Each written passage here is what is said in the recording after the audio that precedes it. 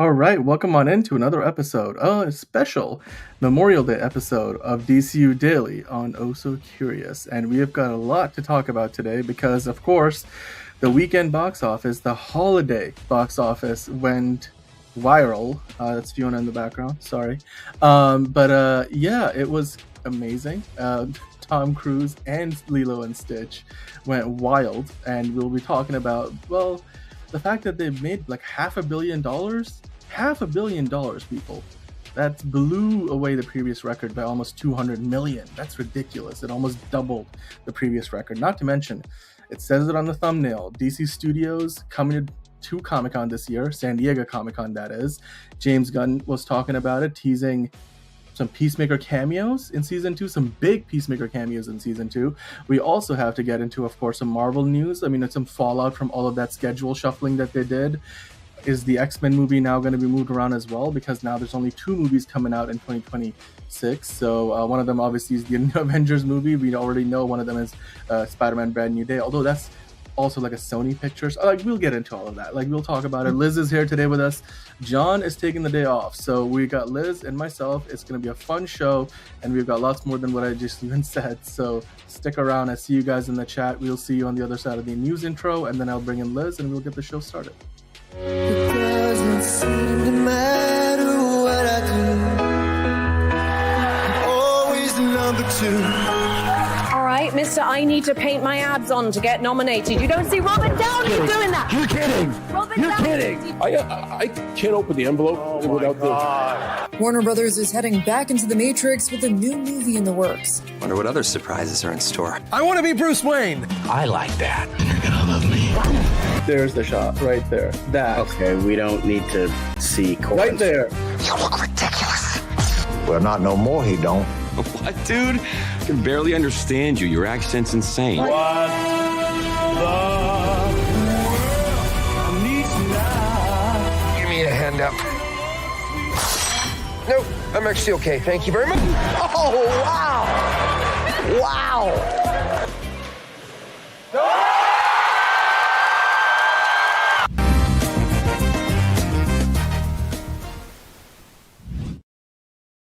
All right, I'm back. I'm saying hello to you guys in the chat as I type this out. So let's get the show started. All right, we're starting off with the news. The chat is already going wild. We've got, let's see, we've got Hugo Millie saying hello to Monique. Monique is saying hello back. Liz already in the chat early. And then just some geeky guy, the new background is giving me a heart attack. Sorry, man. We're starting off the week here in a special location. I'm here sometimes, He's fine. He's fine. I'm just so glad that Fiona lets me use the space. That's just, she's the most gracious person, and her room is beautiful. It's beautiful. Hit the like button, guys. If you're watching, hit the like button. We do appreciate it. All right. Well, enough of that. Let's get into the meat of it all. And we have a lot of meat to talk about today. Liz, so how was your weekend, Memorial Day weekend? Did you do a barbecue? Did you have some fun food? Did you just sleep? Did you work? Tell us all about it. Hey, gang. I worked. Yeah, I worked all weekend. We did have some fun food, though. We, again, it is Memorial Day here in the States. Thank you for your service to all of our veterans, near and far. Dan and I right now, you guys, are on team no sleep. I think we both had like a couple hours in the last 24. So it's going to be a punchy show, gang. It's going to be a punchy show. That's all I can say, but we're here for it. And you know what? But what Liz means by that is we're going to be literally punching our way through the topics, because I'm sure you guys are going to help us. I'm sure you guys are going to help us out, because that's Please really, Please. we appreciate the banter. That we need that. I mean, look, I've got a bub right here sitting by me. She's just like, "Oh my God, what are you doing? Don't you want to go to bed?" I'm like, "Well, we like to do our show up late tonight, so let's get this show on the road, as I like to say." And the first thing we're going to talk about, as I mentioned at the very beginning, is the box office. Of course, you see the AMAs going off on the side there. For some reason, Deadline doesn't let me close that, so I guess we're just going to sit on that little tiny screen. We are not talking about the AMAs, though. We're talking about the headline there, which says that Lilo and Stitch serves to a galactic $341.7 million at the opening weekend worldwide. Can you imagine that? I mean, 341 million, and then Mission Impossible 204, which is so it's a record for Mission Impossible. The whole franchise is potentially the final movie. I mean, as far as Tom Cruise is concerned, it's the final movie. That's why they call it the Final Reckoning. And then with Lilo and Stitch, I mean, Disney's probably just getting started as far as we know. And you look at the whole like weekend, these numbers are coming in as the update from the Memorial Day weekend overall, and I saw that Mission Impossible finished a 3-day weekend, like Friday, Saturday, Sunday, with like 63 million, which beats out the Fallout record, which was the biggest movie for the franchise before this, by like 2 million. And then Lilo and Stitch came in like somewhere around like 150 something, if I remember correctly. But then when you add, you add in the Monday for Memorial Day, and then you add in the whole, basically the 4 days in total, and then they usually count the Thursday previews into all of that. Liz, just between these two movies alone, you've got, do the math, like almost $550 million just within Lilo and Stitch and Mission Impossible. Then Sinners is still doing well. I said they were going to make all the money, but dang, right? I mean, these numbers are blowing my mind. Like I said it, I knew Lilo was going to take it. I knew it was going to be the big hit, but holy cow, good for them. I mean, gang, I've been talking about it. The first person that says, "Where am I going this weekend? Why am I going there?" It's just I'm traveling. So it's like, I get it. I get the pandemonium. I mean, I'm impressed with Mission Impossible's numbers too. Good for them. Again, I saw the film. I really enjoyed it. John enjoyed it. But wow. I mean, wow. Crazy. Yeah, and you know what? It's not only that, because you have Final Destination Bloodlines in its second weekend, and you see there, it also made like close to $23 million overseas. It made another like 19 million domestically. So that movie is also doing fantastically well. So when you look at it, like here's where the movies currently stand in terms of just the big ones we talked about. Then you still have Minecraft out there, now up to 940. Sinners is up to 339. The Phoenician Scheme, the Wes Anderson movie, which by the way is currently in limited release, that comes out in wide release next week, but that's already up to $1 million. Karate Kid Legends is releasing in 12 markets already, so it's going to come out in the US this week. It's already started out like close to 14 million. I don't know what Black Bag is, but there you go, 42.1. Actually, I think I know what that movie is, but it's 42.1 million, not bad. That's the one with Benedict and with Kate Blanchett, and yeah, that was Black Bag. Okay, cool. Well, there you go. And then you also have Thunderbolts, aka the New Avengers, doing 353 million worldwide. Don't call them the New Avengers. They're not the New Avengers. Well, hey, don't tell me. Like, tell Marvel. That's what this. That's not me. Conflicting. They're in litigation with Sam. Anyway. Yeah. Well, let's see. We got Enterprising in the chat. Hello, Enterprising. How are you doing? Be Positive is here. Hello to both of y'all. Let's see. I want to bring this comment up. Hugo Millie on the mark. John gone on a mission. Yes, John is on a mission to find the Fountain of Youth. But as far as I can look, I'll give you a straight out of the theater report, because Fiona and I saw the Fountain of Youth, John, and we felt like older walking out of the movie than we did when we went in. So clearly it's not working. And I hope, John, you have better luck with the Fountain of Youth. But that's being released in theaters. I thought that was like a straight to Netflix situation.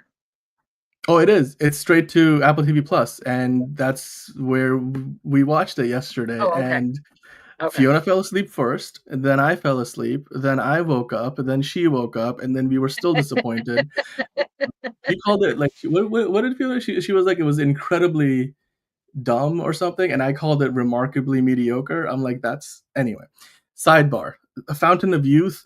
It looks like if you listen to the dialogue in that movie, it's like they took the scripts of like all the Indiana Jones and National Treasure movies and then put it through ChatGPT and got like AI to write the dialogue. Oh, so you're saying Sylvester Stallone wrote it? Because that's how I feel about every expendable script ever.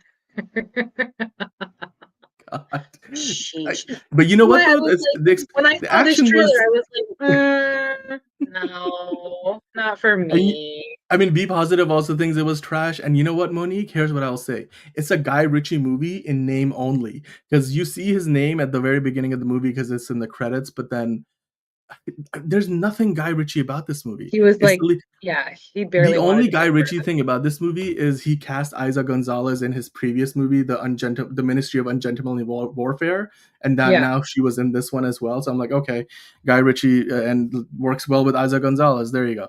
Other than that, I mean, it made John Krasinski look bad because the dude whose character is meant to be flirting with Isa Gonzalez's Yikes. character in the movie.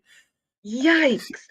And it was every time I was like, I swear to God, like I've never wanted Nicolas Cage to come back in his National Treasure character and do the flirting thing that he would, because I'm like, I'd rather have that. I'd really rather have that, or preferably a young Indiana Jones. Like, just give me a young Harrison Ford. But I know that's like requires a time machine, and that's not possible. But like, just give me Nick Cage, give me Spider-Man Noir. I'll take that anyway. Let's let's talk about the summer box office now, Liz, because Deadline published this article talking about now they're expecting the summer box office to be potentially $4.2 billion because of the 326 million plus that they brought in at the Memorial Day weekend. This is a domestic number now we're talking about, just with the North America, because Lilo and Stitch made 183 million domestically and Mission Impossible made 77. So you add that up, that's like, what is like 190, 260 million dollars. And then, we had Sinners on top of that. We had Final Destination on top of that, Thunderbolts. So do you think that $4.2 billion number is a bit of a reach, or do you think that with movies like Superman, with Fantastic Four, with Smurfs, forget about that one, with Jurassic World, and then you've got Karate Kid Legends coming out this week, with all of these movies, do you think we're going to hit that? Because already I assume they're going to count the Lilo and Stitch Mission Impossible in that as well. And Lilo and Stitch is going to be $1 billion movie. At least one of those other movies, probably Jurassic World, is going to be, I mean, do you think we're going to get that number, or is this underselling it, or is it overselling it? No, I think it's pretty spot on. No, I think we're going to hit that number for sure. Again, especially the way Lilo and Stitch is just, please. But no, I think we're going to see that number quite a bit throughout the rest of the year, because we have some hard hitting big blockbusters still headed our way. And it seems like this weekend has kind of been the catalyst of getting people back into the theaters. It's been a while since we've had some real quality, exciting cinema to check out. I mean, yes, we had Barbenheimer, but we were still coming off the pandemic then. And even then, both films were not for everybody. Whereas this, like, Lilo and Stitch is for everyone. Mission Impossible, pretty much for everyone. Like, you can't go wrong with the Mission Impossible film. So, I mean, I think, again, we've got tried and trues. We've got Superman. We've got Jurassic Park World, whatever we're calling it these days. Jurassic World. Yeah, but yes. Sure. But you know what I'm saying? Like, we've got some hard hitting blockbusters coming up, and people are jazzed for it. People are ready for it. So it's going to be great. And we're going to be seeing stupid numbers being put up. People of Kashish, and rightfully so. Good for them. I will be in the theater for all of it. So I can't wait. It's going to be wild. But yeah. Did anybody in the chat, have you guys seen Lilo and Stitch yet? Have you seen Mission Impossible? Again, I haven't seen Lilo yet, but I did see Mission. I talked about it last week. Be Positive wants an estimation for Fantastic Four box office. I don't think it's going to be huge numbers. I don't. Even though it is highly anticipated. We have been burned before with Fantastic Four, gang. So I think that especially the opening weekend, it's not going to be what maybe we would like it to be. It probably might be like Thunderbolts numbers, but nothing crazier than that. I think it's going to be a lot of word of mouth if people come out and say that they enjoy it, maybe. But Thunderbolts, even though it got really good criticism in the beginning, really positive reviews, as people saw it, they were like, you know what I mean? So I'm still being very, very cautious when it comes to talking Fantastic Four numbers. I just don't see them putting up the bag of cash like Lilo are. I mean, this is the thing with the current standard of Marvel, especially the MCU at least, right? Sony is Sony. and we know what Sony is and what Sony certainly isn't. But like with Marvel, like MCU Marvel, I think the problem right now is people just don't trust the quality of the movies as much. So I think while the Thunderbolts was, one of you guys in the chat was saying they were like a loss leader because they have a really positive reception with critics and audiences. They're not making as much money because they're not like the movie's not based on a set of characters that most people know or are aware of. People probably don't even know the name of David Harbour's character. They're like, David Harbour's in it, the guy from Stranger Things, like it's. Right. But anyway, so like I think when it comes to Superman, on the other hand, I think James Gunn has done a fantastic job marketing the movie. So I'd be willing to bet like more money relative to Fantastic Four on the fact that Superman is probably going to be the higher grossing movie of the two. And yeah, I mean, if you guys go see either, obviously let us know what you think about it when they come out. But if you have seen Lilo and Stitch and Mission Impossible, which are now out, like Monique is saying, if she goes to see Lilo and Stitch, it's going to be a 10 p.m. showing, probably because she doesn't want to see all the families and the kids, which is it's fine. Summertime. You're going to see kids. It's going to be annoying. You're going to have to deal with it. Yeah. Sorry. Well, yeah. I mean, hey, even Mission Impossible, like, Be Positive said it was fun, nothing special, but it was the best fun. I mean, hey, we reviewed the movie on Friday. So if you guys want to go back and watch John and Liz talk about Mission Impossible and whether, to land the plane on this franchise, both literally and figuratively, then definitely go back and check that out on the Friday show. But yeah, I mean, Hugo Millie saying Superman, he thinks honestly makes money. Audiences do like superhero reboots, but you know what? They also want a good reboot. And be positive. I don't think as far as the reputation of Fantastic Four that it's a matter of like audiences just don't like it. It's more like the movies didn't do well and they left a bad taste in people's mouths. It was overpromised and underdelivered every single time, unfortunately. I had the highest of hopes for the Miles Teller, the most recent Fantastic Four iteration that we got, and I am literally in the theater for 2 hours just like this. Like, this is awful. This is cringe. This is, how could they do this? Because for some reason there was some kind of disconnect, and it just, once it got to the cutting room floor, it was edited to death, and the treatment we ended up getting was so disappointing and not at all what we had been anticipating and people had been anticipating for quite some time. So again, even though the Chris Evans Fantastic Fours, they were entertaining, but they still, it was campy, it was cheesy, they were going for the obvious jokes. It was really more of a cash grab, to be perfectly fair. Yeah, the special effects were kind of cool for that time period, but they've never been anything special. They've never been exceptional. They've never been what audiences had been hoping they would be. So there's a lot of stigma around this particular storyline, this particular franchise, this part of the business. So I understand it. I'm very hesitant myself. I'm hoping for good things. This cast is stacked, and I would assume that they've learned from their mistakes at this point. But again, we're speaking from experience. We've all been burnt before, so we'll see what happens. But again, like I said, Thunderbolts got all of these rave reviews from who? From media types, from critics, not from real Joe Schmo audiences like you and me. And then when the Joe Schmo audiences saw it, they were like, why is everybody saying this is the best since Endgame? It's not. And also, can we stop comparing crap to Endgame? Because Endgame is just on a level completely of its own. There's never going to be another Endgame. We're never going to get close to another Endgame. We need to move on from Endgame and just appreciate it for what it was and what Marvel gave us. And now, we're just hoping that they can keep us entertained, at this point. And I mean, and sadly, that's kind of the baseline right now. Like, were the special effects decent? For me, it comes down to the writing. Is the writing good? Like Dan just said, he's watching Fountain of Youth, and the writing is the worst part. Is it takes away from everything. And as I have said classically and regularly, not only on this show but on my podcast as well, the writing is 99% of what makes the film. Everybody talks about, oh, so and so is a bad actor. Oh, they're a bad actress. Are they bad at their job, or were they given crap lines to try and work with? So we have to take all of these things into account. And I think that's why a lot of, especially Marvel fans, are just skeptical about the upcoming Fantastic Four. Like, yeah, I told you guys I needed to see a trailer. So far, the trailers have not have not really blown my mind, you know? Half the time the cinematography, like everything looks blurry to me in these shots. And I'm like, are we just purposely out of focus? What are we doing? So we'll see what happens. Yeah.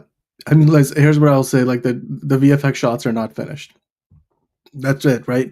Yeah, the hope is that by the time the movie comes out, they will be finished. But I mean, in trailers, Marvel is known for like expediting their production timelines, and sometimes that means some VFX shots won't be completely done. So hopefully that will improve. I mean, the same applies for Superman. They've changed stuff between the teaser and the first official trailer. So this is not a Marvel specific thing. It happens in a lot of these big movies. I'm sure in the Jurassic World trailers, that also was the same. Hello, Kevin. And Kevin's saying good films still need to make a profit at the box office. Stop with the excuse. Look, yeah, I mean, it's true. Movies need to look. It's a commercial enterprise. These are business. It's a business, and these companies, these studios invest in these movies because it needs to make money. And if it can't make money, it can't justify its existence. And then that's why we don't get sequels when we don't get sequels. But Mission Impossible got 7 sequels, and you know, impersonators as well. This guy's been impersonating Tom Cruise, running. He's got the running form down for years, and I guess they finally, you know, did this whole collaboration, because I was watching this reel and I've seen so much of his work. I never expected it to end with him on the red carpet with Tom shaking hands. And it just, you know what, like the one thing I love about the promotional tour that he's doing is Tom Cruise always does great promotional work for all of his movies. Like he puts in the work. The guy loves traveling. Like I saw this thing He surely does, yeah.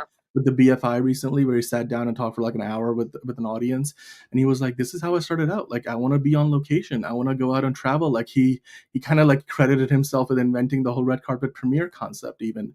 Which I mean, the guy's been around for decades, like, and he's a genius at marketing his movies, and that's why he's considered the last, you know, movie star, if anything. So I understand like that, you know, he loves doing it, but you can really tell that he's enjoying what he's doing now more than ever. Like he's at a stage in his career where he's clearly able to do whatever the hell he wants, and he's having fun while he's doing it. And it's just, you know, you like seeing that, like, because it's the dream we all have. You just want to do what we want to do and not anything that's forced onto us, you know, by the powers that be, or, you know, by like financial like circumstances or whatever. And Tom Cruise is fortunate enough to do that. So, and you know what? He's still in a very privileged position, but nonetheless, John sent this to us, Liz, that we got this new popcorn bucket for the Mission Impossible movie, which is a lot more impressive than the last one we talked about.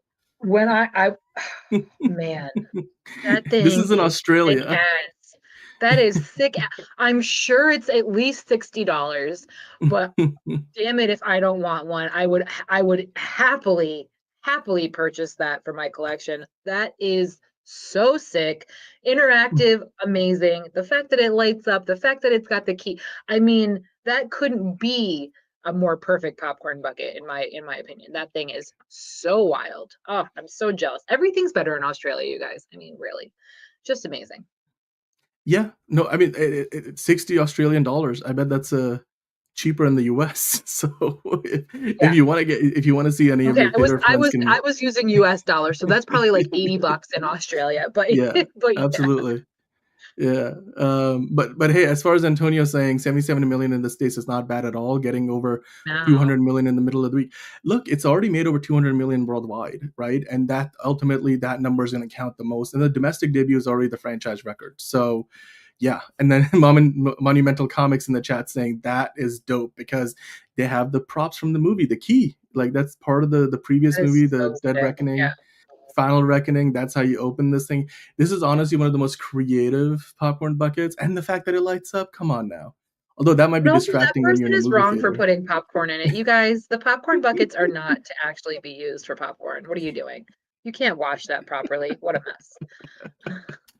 By the way, Noel in the chat, we will get into the DC stuff for Comic-Con. I don't think they've confirmed the slate, but we do have some news from James Gunn. This is through an Entertainment Weekly article, and we'll talk about that later on in the show when we get into DCU Daily proper. But yeah, I did want to say hello to Noel, and we've got a Monumental Comics, as I mentioned in the chat as well. And then, Monique was saying, hey, it's random sometimes that great movies don't make money and junk rakes in the cash. Here's the thing. I don't think it's random.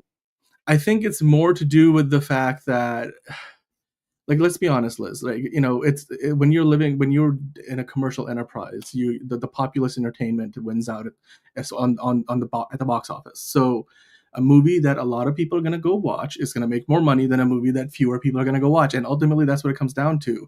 And the previous Mission Impossible movie got crushed by Barbenheimer, but it wasn't the best Mission Impossible movie.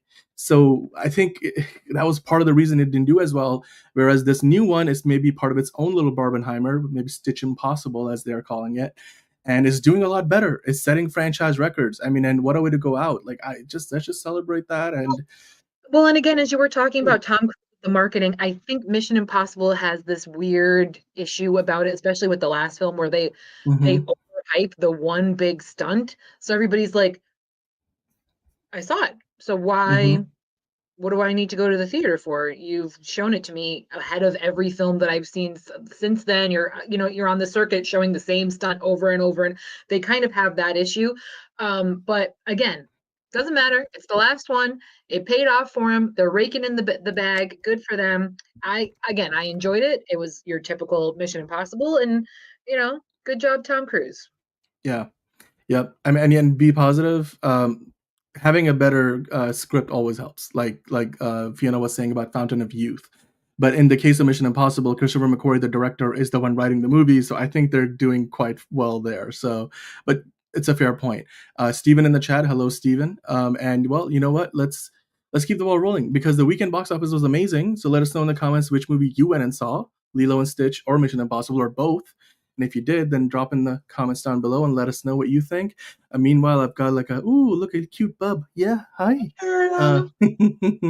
Zelda's here, and she's joining us for the conversation. Now we got to talk about more Mission Impossible, Liz, because, Christopher McQuarrie, the director of the previous 4 movies in the franchise, including, of course, the final movie, or at least, until they decide to do another one, Mission Impossible, The Final Reckoning, Christopher McQuarrie, as well as Tom Cruise, have recently been collaborating on a number of other projects outside of just Mission Impossible. We know that Christopher McQuarrie was somewhat involved on the back end for Top Gun Maverick. We know Tom Cruise thinks of him as almost like his left hand, his filmmaking brother, as he likes to call him, literally. Christopher McQuarrie recently did an interview talking about like what's next, because we have talked about what's next for Tom Cruise, but this is coming straight from Christopher McQuarrie, the man who's going to be making a lot of Tom Cruise's upcoming movies. And before we get into that, I want to answer in the live chat, Stephen asking, where is John?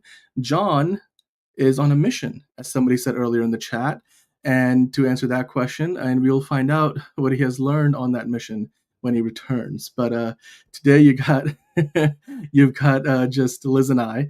Monique loves Zelda. She's a tricolor Pembroke Welsh Corgi. She's really, really cute. And corgis are charming, but they also have a lot of attitude. But speaking of attitude, the new Mission Impossible movie is taking over the box office with attitude. And Liz, Christopher McQuarrie mentioned there's a few specific things in this article that I want to talk about. Now, he was asked, obviously, hey, there's a Top Gun Maverick sequel in the works. What's going on with that? And essentially, he mentioned that, hey, we've already kind of cracked the nut on that. It was easy. Like when you consider all the factors, it wasn't hard. So he kind of already knows where they're going with this. In fact, he implied that they're pretty much like working on it already. Like they're pretty far along. So are you surprised that Top Gun Mavericks, well, I guess Top Gun Maverick again, or Top Gun 3, whatever you want to call it, it seems like Christopher McQuarrie might already be writing it. Not only that, but he said, look, he sidestepped the whole question about is he going to direct it, because Joseph Kosinski directed Top Gun Maverick, Tony Scott directed the first one, but he did say he's done some research on Tony Scott movies, so he's hinting that he might direct it as well. So what do you think? Do you think that Christopher McQuarrie is going to end up writing and directing Top Gun Maverick, or Top Gun Maverick 2, or Top Gun 3, whatever you want to call it? And how soon do you think we're going to get that movie?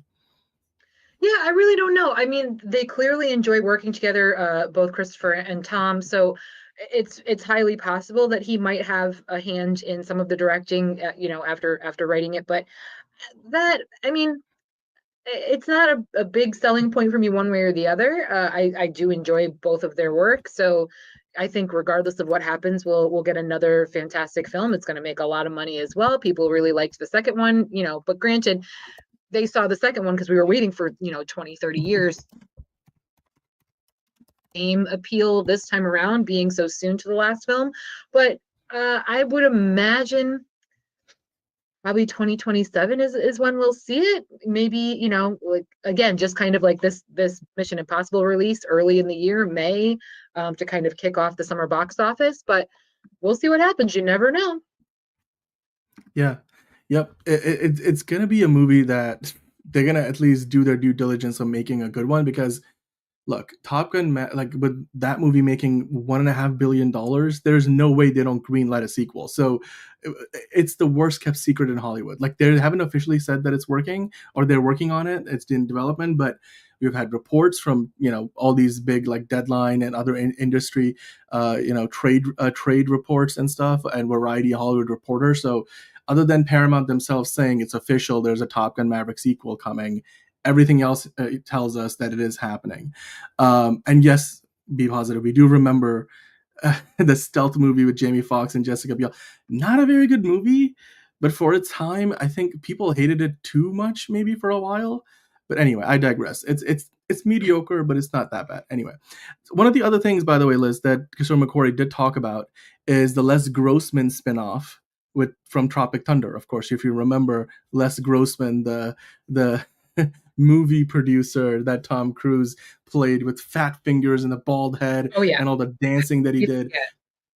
Christopher McQuarrie is saying Tom Cruise is absolutely serious about making this movie, and they've been working on it. About it for quite some time. I mean, Tom has said not often that he wants to get into more comedy. He wants to do, but I think for him, and rightfully so, the script has to be right. I think the timing has to be right. The tone of the country, the world has to be right. I mean, what he did in Tropic Thunder was a complete surprise to everyone. It blew everybody away. Everyone loved it. As you said, we're still talking about it. So I think that's what he's waiting for. He's waiting for a script that not only makes sense, but just works and is right for him. Because while he doesn't mind doing a controversial character like that and being outlandish and being nuts, I think he does still also want to make sure that it goes along with his brand and the way he tries to promote himself. He's trying not to get too controversial with it. So we'll see what happens, but it'll make a ton of money when that comes out too. I mean, people, again, it's been what, 20 years now? So yeah, Tom knows what he's doing. Oh my God. I don't know if it's been 20 years, but it's definitely been plenty long enough. But close to it. I mean, look, Christopher McQuarrie said they were talking about scenes for the movie and laughing their asses off with potential ideas while filming. 2008, we're almost there. Yeah, almost there. It's getting there. But yeah, I mean, Christopher McQuarrie and Tom Cruise actively talking about it on the set of Mission Impossible. So I bet you we're going to get that sooner than later. Then the last one in this article that they really mentioned, which I think John and I have been talking about this for a while, and the quote here from Christopher McQuarrie only confirms it. So I'm just going to read the quote, because he was asked about the Days of Thunder sequel, the 1990 NASCAR movie that Tom Cruise made. Of course, this is the year of the F1 movie with Brad Pitt. So it's only natural we talk about this. And of course, when Top Gun Maverick came out, a lot of people probably thought, oh, well, there's another Tom Cruise movie they can probably do a way overdue sequel for that might, appreciate the same kind of treatment. Christopher McQuarrie himself thought the same, because he said, I totally knew what the premise of the movie would be. In 5 seconds, I knew. And I looked at the response to Top Gun Maverick and immediately turned to Tom and said, Days of Thunder. And you know what? That's about as much as it needs to be said. The fact that I think this Days of Thunder sequel is happening, guys. Like, I think we're going to get one. At this point, when Christian McQuarrie is talking about it in those certain terms, Liz, it's only a matter of time, right? Like, we're getting a Days of Thunder sequel. It was one of his first big action films where it was him. He was the lead role. That's where he met his first wife, Nicole Kidman. Everyone loves a race car film. As we've seen, we've got Ferrari, we've got F1 coming out. We had, what was that one? About the video game one. I mean, there was Gran Turismo. That wasn't very good though.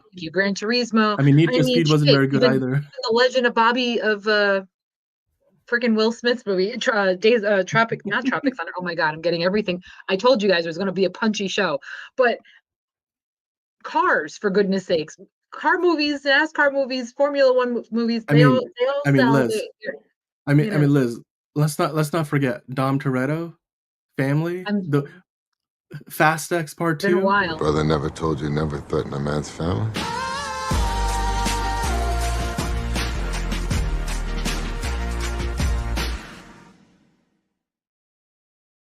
Also Speed Racer. Doesn't get old. But again, Days of Thunder came out in 1990. So, like I said, people are going to do something original, do something new. People like nostalgia. People like familiarity. People like knowing what they're paying for and getting what they're paying for. You know what I mean? So for him to come out and potentially do a sequel to that now almost 40 years later, it's going to be another hit. It's going to be another hit. Right? Like this earliest that thing comes out is probably 2030, which would be literally 40 years after the Days of Thunder came out. So yeah. But Speed Racer is underrated, enterprising. I agree with you there. Be positive mentioning it as well. I've got all this corgi glitter in my face. Mario Kart is. Sorry, Super Mario Bros. Is getting a sequel, and I have a feeling that we're eventually going to get to Mario Kart as being like maybe the third movie, or maybe they even include that in the sure. Everybody loves Mario Kart. So, they'd be Mario crazy. Kart it's only a matter of time at this point. Absolutely. But well, guys, let us know in the chat what you think about all of these ideas. I mean, hey, Christopher McQuarrie, he's the collaborator with Tom Cruise, and he talked about just all these other projects he's got ongoing. You know what, though? I'm going to give you a little bit of a bonus story because that's not the only thing that Christopher McQuarrie talked about in that interview. The other thing Christopher McQuarrie was asked about was, well, what other projects do you want to do? Have you worked on? And he kind of veered off and talked a little bit about the fact that there was this DCEU iteration of Man of Steel 2. Remember, guys? Remember Christopher McQuarrie had pitched it to Warner Brothers? Well, of course, we know it's not happening because Henry Cavill is no longer Superman. David Cornsweet is, and we're in the new DCU with James Gunn, not the old DCEU. But apparently, according to Christopher McQuarrie, as part of his recent interviews for Mission Impossible: The Final Reckoning, he said that, hey, we were going to get Green Lantern in that movie. And specifically, in his own words, he said, I suddenly realized how they had amazing similarities, which also allowed for amazing conflict and an amazing universe expanding resolution. And of course, we all know, Liz, that the Green Lanterns were the only sort of characters that we didn't see from the original 7 that are traditionally associated with the Justice League. I mean, Cyborg isn't technically associated with it as Martian Manhunter, but then New 52, you do get Cyborg instead. But we had 6 characters in the Justice League movie with Zack Snyder. In the Zack Snyder iteration, we get a little bit of Martian Manhunter. We know infamously that he shot some stuff with a Green Lantern that he was forced to cut out. But Christopher McQuarrie's Man of Steel 2 would have included a Green Lantern. Is this something that you would have liked to have seen, a Man of Steel 2 with Henry Cavill? Yeah, I would have.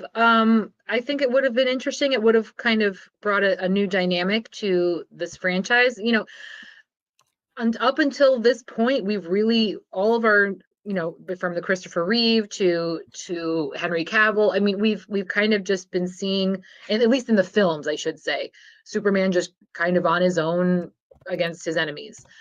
So I think it'd be nice, and it really wasn't until Justice League that they started bringing in other characters, other heroes in that universe, and kind of branching out a little bit. So I think that would have been interesting, and maybe it would have made the film more popular, more successful. I don't know.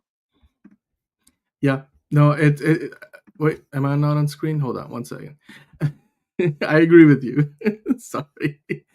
I was pretty mad too, enterprising, that they did not take that idea over at Warner Brothers. I thought it would have been a fantastic movie, potentially, that Warner Brothers should have at least kicked the buckets on. I mean, but then again, the current Warner Brothers regime is not the one that was around back then. So I can't say the people in charge now made the bad decisions. They were the people that were in charge back then, most of whom are gone now. So thankfully, we don't have to worry about that anymore. But Guys, let us know in the chat. Would you guys have liked to see Man of Steel 2 with Henry Cavill that Kishore McCory would have written and directed? Because he pitched this to Warner Brothers, as you know, if you might have remembered the history of Superman. And not only that, but they were also looking to bring in a Green Lantern in that movie. The one set of characters that the DCEU really failed the most, I believe. So let us know in the comments what you think about that story. I'm going to try to clean up the corgi glitter that's all up in my nose. But we're going to keep the show rolling here, Liz, because we've got a few other news topics to talk about. The next thing I wanted to get into was, well, the Cannes Film Festival is pretty much wrapping up at this point. We got the awards. The festival is finally done. It's where the now the Oscar season begins. It's the new starting point, because when you look at the last few Oscar shows, a lot of movies that did well at Cannes went on to win the big awards. It used to not be the case, but it seems like the last few years that's been a big, predicting factor. Like, I don't know what the term might be, but if you go off of what did well at Cannes, you might do a pretty good job of betting on who's going to win at the Oscars, even though Cannes happens like a good year before the Oscar ceremony happens. Now, the next Oscars happen in 2026. We're still in May of 2025, right? But Liz, at this year's Cannes Film Festival, we had some big news. Of course, the big news from today was that Netflix bought Richard Linklater's Breathless homage and love letter to cinema called Noël Vague in the record domestic deal for a French language movie. And Netflix won this tug of war from a lot of other suitors. Now, this movie got a standing ovation at Cannes. It did really well. And the deal, they say, is supposedly valued at close to $4 million, which is a record price tag for a French language movie produced domestically within France. What are your thoughts on this? Richard Linklater as a filmmaker, the idea of this movie, it's obviously like a homage. The name itself is pretty awesome. Is this one that you would check out when it comes to a movie theater near you? Yeah, I probably would. I like his work. I've seen a couple of his things, not a whole lot, but I like him for the most part. So I think it would be interesting for sure, especially considering that like it sounds like there was a bidding war for this, and people were really interested in being a part of this. So yeah, it's nice to kind of just see what all the buzz is about, and hopefully it'll be something good. I do love me. If it's going to be, I don't know, is it going to be a documentary? Is it going to be, or is this going to be, a piece of fiction? I don't know, but yeah, I'm here for it. Like I said, I like his work, and we'll see what happens with all of that. No, I agree with you. Oh, there we go. Let's fix that, shall we? I would like to see this movie, because this movie, everything I've read about it, it sounds and it looks amazing. It's black and white, it looks like, but I'm willing to forego the need for color if the story is amazing, right? Now, looking at the rest of what happened at Cannes, of course, the Palme d'Or was given to, I believe, it was an Iranian filmmaker. Neon bought the movie, so I'm sure we're going to get to see it sooner than later. It's looking like, Neon might have their finger on the pulse of Hollywood, because the last few Best Picture Oscars have been won by Neon movies that they've acquired. Liz, have you heard about this movie that won the Palme d'Or? And it's called It Was Just an Accident. And what are your thoughts on it, if you have? And then the fact that it won the big award. And do you think it now means that's a front runner for the Oscar, given that the Cannes Film Festival seems to be a really big predictor of that now, supposedly? We'll see. That I'm not really sure. Now that they're trying to crack down and expect people to actually watch all of the films before voting, I think hopefully that might change things up this time around. Again, we have said controversially on the show that we don't necessarily agree with the Best Picture winners in the past couple of years, but again, that's because people were not voting accordingly. They were voting by the popular vote. They were voting by word of mouth, what they had heard rather than what they'd actually seen. So I'm assuming that will change things up a little bit this year, but we'll see. It's award season is a pretty good predictor. So once we see this here at Cannes, and if we start seeing it, later on throughout the other award shows prior to the Academy, it'll give us a better idea and look at what's to come. But I certainly want to check this one out. I like this director. I like this the work that he's done before, and he's won awards in the past as well. So yeah, we'll see what happens. It sounds pretty interesting. And again, if it's already winning an award, there's something there for sure. But I also don't know how their voting works. I'm assuming they all watch the films at the festival and then vote after the fact. But again, I really don't know how much oversight there is for that kind of thing. Yeah. Be Positive was talking about where Adil Urbi and Bilal Falah, they're doing great work too.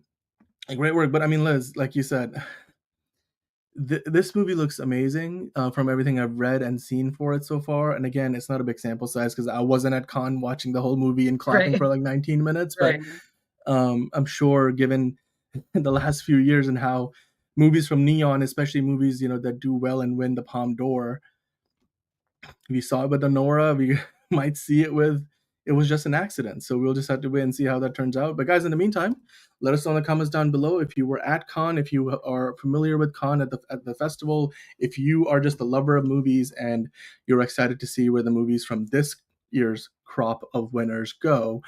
The Oscars are still almost a year away, but what do you think about the Cannes Film Festival? Did you enjoy the selection this year? Let us know in the comments down below. And in the meantime, we're going to move on to our next topic, which of course, Liz, let's talk about this, shall we? I know that you and John discussed this on Friday, and John and I talked about it the day before when there was breaking news. And that is, of course, Disney reshuffled their entire release schedule for the next few years. They moved 2 Avengers movies from May to December. So Avengers Doomsday now comes out in December of 2026. And then Secret Wars comes out in December of 2027. And of course, a bunch of other movies got moved around as well.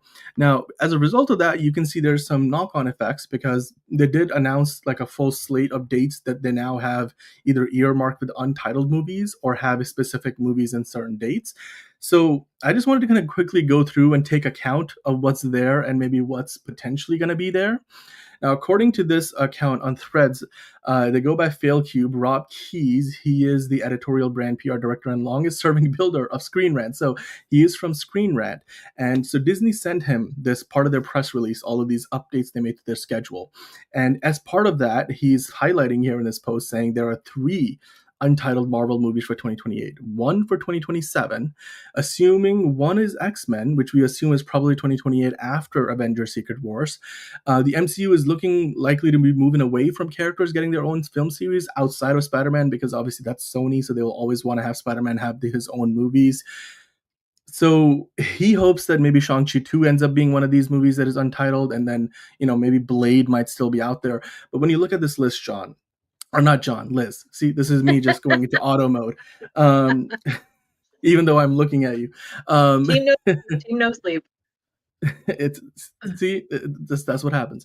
But Liz, my question to you is this: they've got Spider-Man, which is coming out in I believe it's July. I think it's June or July of 2026. They like a July date for Spider-Man usually. Yeah, and then you have Avengers Doomsday. So let's say those are our 2 MCU movies next year. But then when you get into 2027, you have Avengers Secret Wars coming out in December. But then you also have an untitled movie earlier that same July in 2027. That's a Marvel movie. You can see that there in May 28th, they have that Star Wars Starfighter movie, the Ryan Gosling one, which fingers crossed if that makes it to the finish line. But anyway, do you think that untitled movie is going to be Shang-Chi 2 or maybe Black Panther 3, maybe Blade?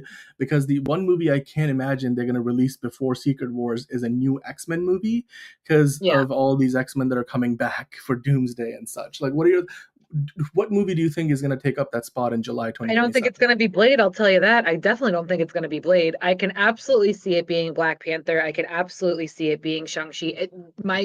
My safe bet would be Shang-Chi because I feel like that's the only one where there really isn't any controversy, and nobody has strong feelings about it one way or the other, you know what I mean? Whereas as Black Panther, it would make sense, especially with the release of Ironheart. It would make sense that they would want to go directly back into that storyline and incorporate that character and then get the ball rolling there. But I see a list like this and I'm like, what kind of asshole would post this as news? Because to me, this is nothing. This is nothing. I like, and for them to share it and be like, "Oh, feel free," like to promote. Like, what the fuck am I promoting? Untitled, unknown. Like, I get it. I understand Pixar, Marvel. I understand the little bits that you can pull apart and differentiate from here. But at the end of the day, this is all speculation. There's nothing set in stone. So to me, I read this and I automatically saw this and was like, get the fuck out. Like, what a waste of time. You're wasting everybody's time with this crap, personally. But Yeah. if that's how they need to generate buzz, or okay. I mean, it's got us talking about it, so clearly they're doing their job to a point. But at the same time, I'm like, this tells me nothing at the end of the day. Yeah, like, what I'll just add to that, I mean, I agree with you. This is, by the way, part of the press release.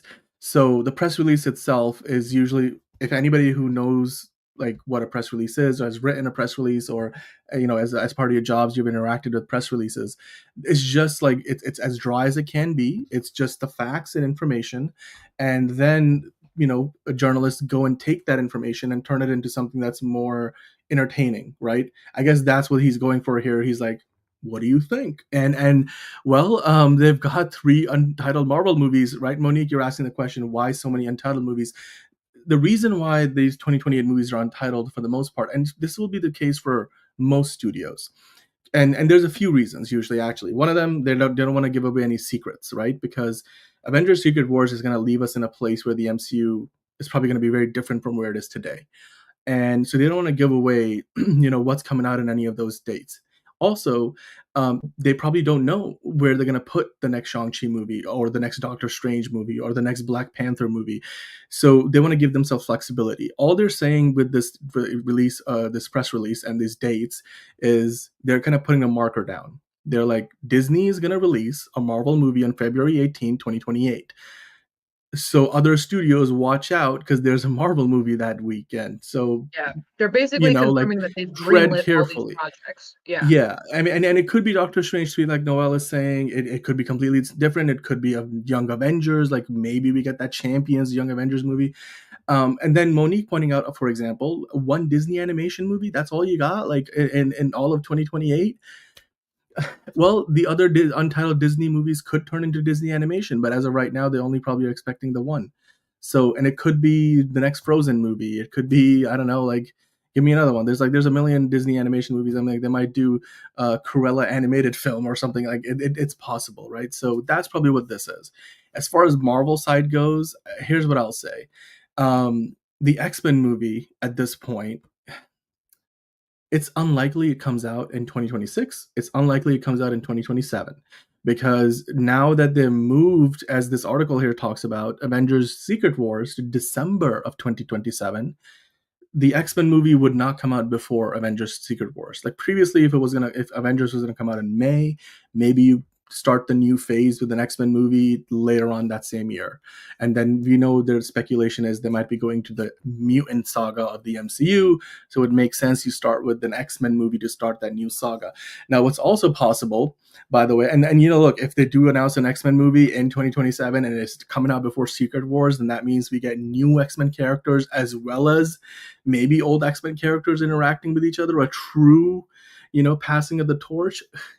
I, as well as a lot of you guys I know, would freak the fuck out. And, I don't use those words lightly. So if that happens, power to Marvel and Kevin Feige for getting it right. But I have a feeling that we're not getting the X-Men movie now until 2028.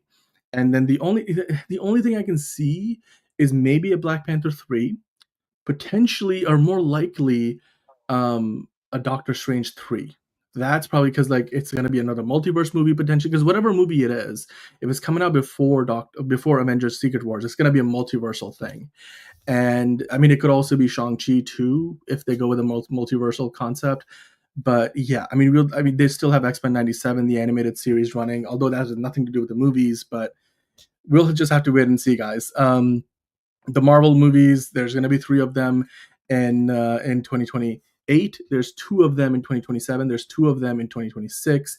And I mean, Noelle, you could get a Blade movie if they finally get their shit together and actually make a Blade movie. And Monique saying makes me think they're going to do a bunch of Parent Trap Apple Dumpling Gang style movies. Well, Disney's upcoming schedules look like this all the time. When this untitled is untitled, I bet you There may be one Parent Trap remake somewhere in there, but chances are most other movies are not going to be that. So Disney's still very much based on they live off the franchises. That's what they're here for. Well, and again, they're confirming that they've got all these projects in the bag, and we've greenlit everything, and they're trying to wet your whistle, like, oh, more Disney's bringing out more stuff, but yeah, I'm not a fan of vague booking myself, guys. So that's why I see that list and I'm like, get the hell out of here. That tells me nothing at the end of the day. Yeah. Well, I mean, and hey, guys, let us know in the chat, or if you're watching us live. We do appreciate it. By the way, hit the like button if you're watching live. We appreciate that. If you're watching after the fact, hit the like button. It's one little click for you, and it does a million different things for us because it gets us in front of more eyeballs. We grow the community. We have new names in the chat all the time. I love seeing you guys in the chat right now live. Be Positive, Monique, Noel. You've got Enterprising. You got Antonio, Figure Drawing, Hugo Millie. Who else am I missing? We've so many of you guys in the chat. Let's see. I mean, Monumental Comics. I don't know where Caleb is, but I'm sure he's going to stop by at some point. Fiona is here watching. She was actually telling y'all to hit the like button earlier, so please hit that like button because we do appreciate that. And with that, well, let us know in the comments down below. When would you like to see that X-Men movie? Is it going to be 2027? 2028, maybe 2029? But, let us know in the comments down below. Right now, we're going to switch gears because we have to talk about some more news. But unfortunately, we're not going to talk about them, the way we've been talking about them so far. We're going to speed things up a bit, and we're going to do them quick hit style. So let's dive into some quick hits, shall we? Let me find that music, the iconic Bossa Nova elevator music. There it is. And let's bring in Lizz.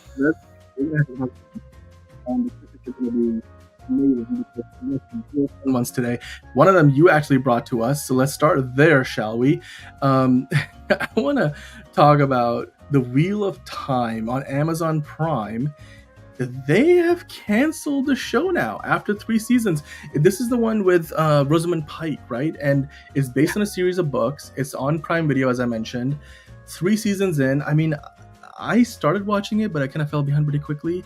Now, the season 3 finale released on April 17th of this year, so it's already done airing. So, as a fan, to find out after the last season, ended, which is now the last season of the show, I imagine you'd be disappointed. But what about you? Did you ever come across this show? Are you just completely ignorant to the fact this show ever existed? I recall you talking about it. That's why I shared, because I was like, that's a shame. It's only been 3 seasons. But again, I myself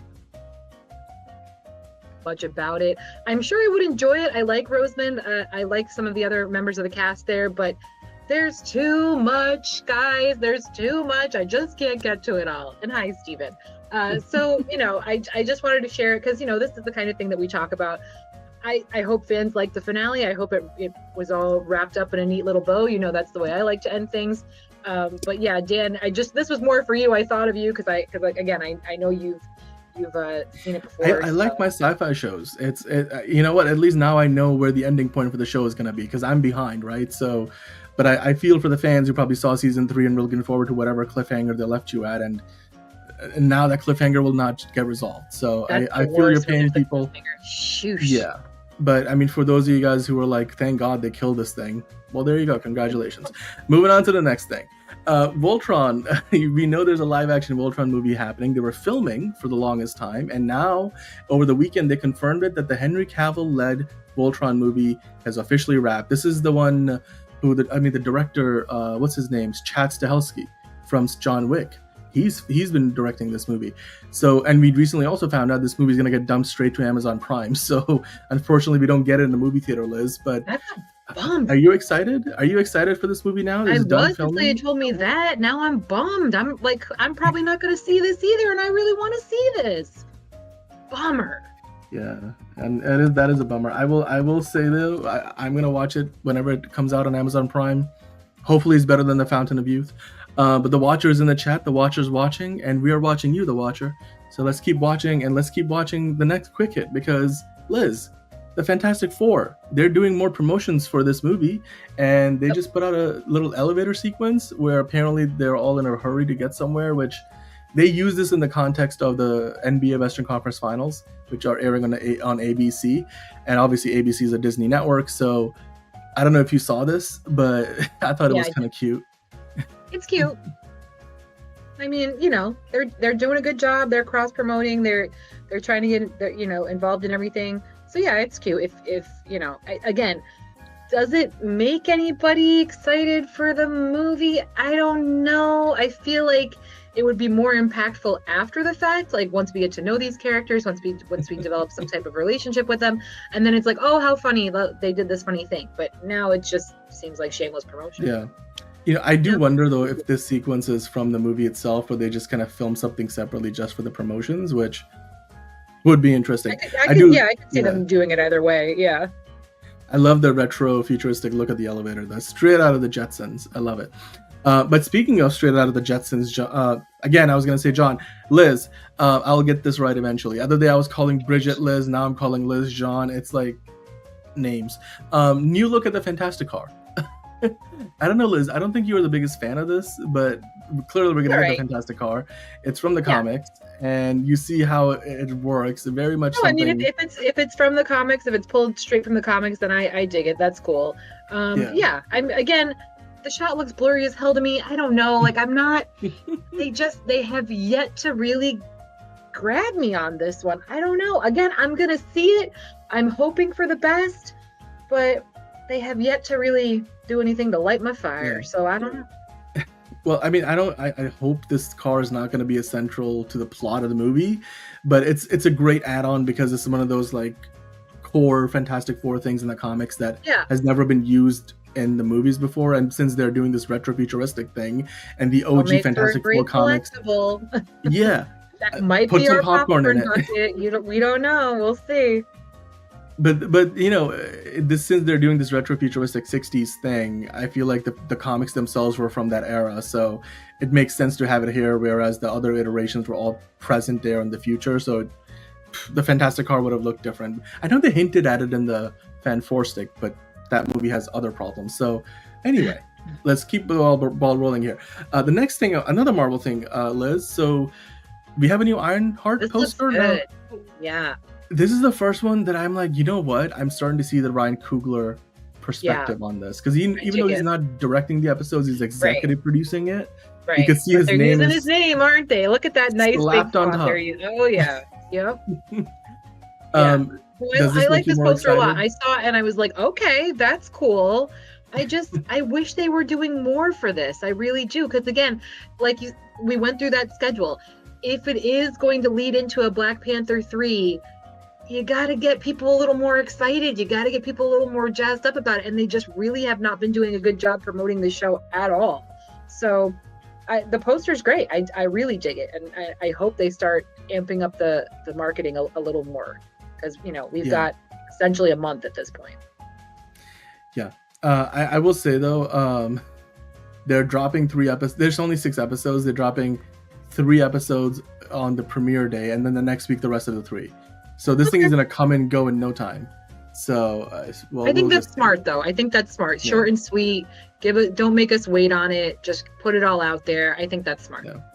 Yeah.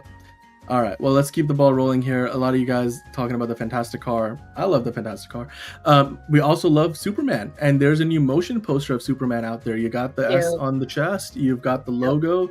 Liz, does this excite you? He looks like he's on this Chrysler building. It's super cute, and it's got the the classic Superman sound in the background, the music in the background. Yeah, I like it a lot. I think it's great. It's a good look. It is great. I love it. I love it. I love the artwork. I love the motion. Also, over the weekend, Liz, it was actually yesterday. Depending on when you're watching this, it was on May 25th, a long time ago in a galaxy far, far away, in 1977. Luke Skywalker changed the course of history, and so Disney Plus and Star Wars, they were celebrating Star Wars: A New Hope, which you can watch on Disney Plus. In fact, I watched A New Hope again last week, or 2 weeks ago, recently, because I went from watching Andor season 2 to watching Rogue One, and then watching Star Wars: A New Hope, because all of those things directly flow into each other. And then I think I finished Empire Strikes Back, and now I'm watching Return of the Jedi, and I'm kind of halfway through that. So I'm doing my whole Star Wars rewatch because of Andor season 2, and well, Liz, the franchise is now, what is that? Do the math on this? 23 plus 25, like 48 years old. The Star Wars is almost 50 years old, Liz. Almost 50, babe. Damn. Wild. Okay. Just wild. Just wild. And you know what? I think when they release that Star Wars Starfighter movie, that might be on the. Because in that 2020, that's going to be the 50th anniversary of the franchise. I don't think that's lost on Lucasfilm. I think there's a reason why they're releasing that next Star Wars movie on that date. And Noelle, we are going to get to Comic-Con stuff right after this because we're getting into DCU Daily. Thank you, Watcher. He's enjoying the Fantastic Car and the Ironheart poster. I'm sure you cover in a minute, but DCU coming to SDCC is freaking hype, says the I'm Watcher. gonna stop jumping the gun. What do you think we're here for? We're getting there, guys. We're getting there. But before we do, we got to talk about Domhnall Gleeson, who much like every other actor in The Fountain of Youth, completely phoned it in. But hopefully he won't do the same for The Paper. Again, which was is it the him or Office was it spin-off. the writing? I bet I you think it was both. Because they were like, Natalie Portman, I haven't seen act that bad in a long time. They just need something to do over the summer. They just probably got like paid $50 million to like do nothing other than just read the lines. They knew it was a terrible movie. They knew that Guy Ritchie didn't care. What a shit.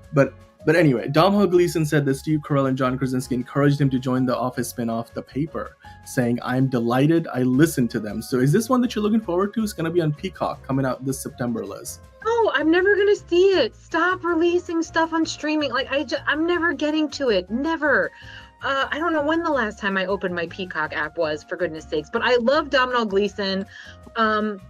I mean, maybe I love The Office. I would be really interested. The classic thing people keep saying over and over and over and over and over again, just like Seinfeld, like The Office could never happen today.